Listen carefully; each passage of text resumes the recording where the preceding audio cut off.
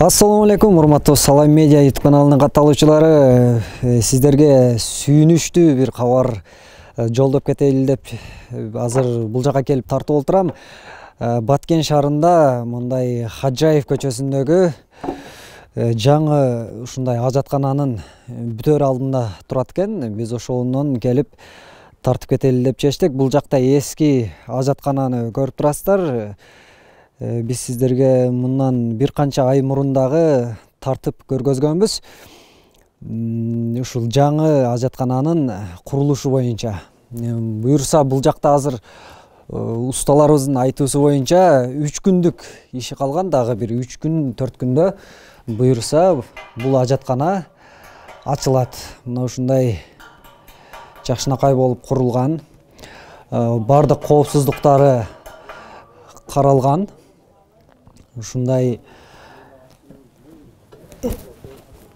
эркектер үчүн жана аялдар үчүн өзүнчө ушундай атайын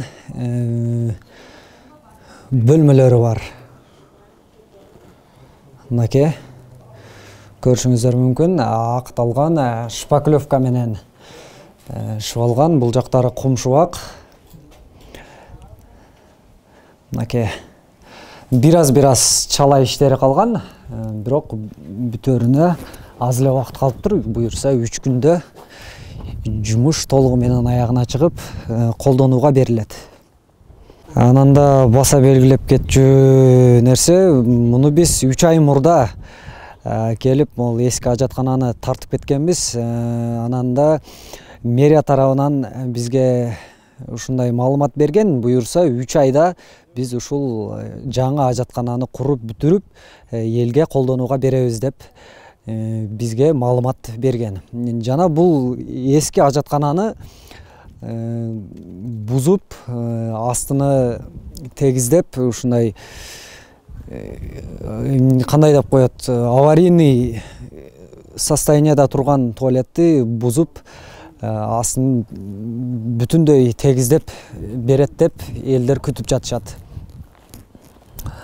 Жана бул жаңы ажаткананы ошол мэрия убада бергендей 3 айдын ичинде бүткөрүп, буюрса ушундай бир аз гана жумуш калган. 3 күн 4 күн ушул бир жуманын ичинде ачылат деген үмүттө турабыз.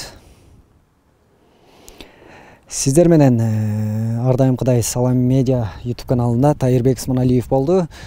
Кийинки берүүлөрдөн амандашканча саламатта калыңыздар.